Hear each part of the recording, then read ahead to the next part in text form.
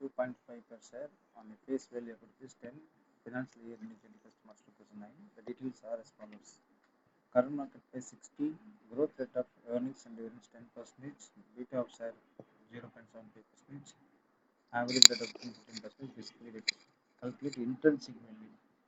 இந்த intrinsic value அப்படின்னா வந்து கிட்டத்தட்ட நம்ம சிஏபிஎம் கான்செப்ட் யூஸ் பண்ணிக்கலாம். RO plus beta RM minus RO. இப்படி பார்த்தீங்கன்னா பீட்டா வந்து 7.5, இது வந்து KE. RM average market return, risk free return, market வந்து 5, ரிஸ்க் ஃப்ரீ 9, இது வந்து 9 தான். அப்போ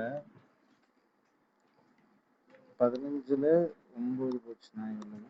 6.75 ப்ளஸ்ஸு 9 ப்ளஸ் 4.5 13.5% கேஇ. அப்போ what is the share market current market price of shares is 60, growth rate 10%, கேஇ நம்ம கண்டுபிடிச்சிட்டோம் இல்லைங்களா?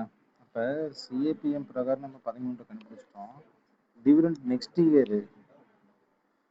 இயர் நல்லா கவனிச்சுக்கோங்க. டிவிடெண்ட்டு இங்கே கொடுத்துட்டா dividend see that 2.5 per share on face value.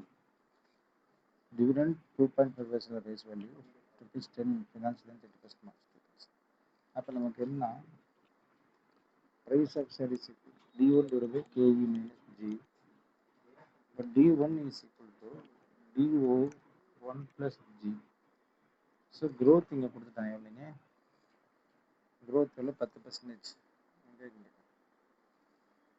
அப்போ 2.5 1 plus 10% divided by K எவ்வளவு 13.5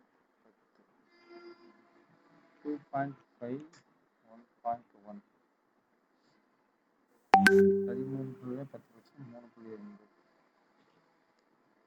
2.5 into 1.1, sorry 2.5 into 1.1, 2.75 divided by 3.5. அப்போ 2.75 divided by 3.5 into 100, 78.57.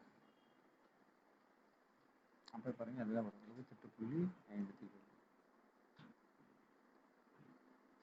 ஆனால் அங்கே நீங்கள் என்ன கொடுத்துருக்குறீங்க அப்படின்னா சிம்பிளாக என்ன சொல்கிறீங்க 60 சொல்கிறீங்க.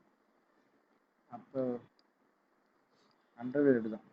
அப்போ என்ன சொல்கிறாங்க இன்ட்ரின்சிக் வேல்யூ வந்து என்ன செய்யுது அண்டர்வேல்டு தான். ஏன்னா ரொம்ப குறைவாக பண்ணிக்கிறீங்க, அதனால் என்ன சொன்னாங்க நீங்கள் இன்வெஸ்ட்மெண்ட்டு தாராளமாக பண்ணலாம் அப்படின்ற ஒரு அழகான விஷயத்தை இது செய்து உங்களுக்கு சொல்லுது.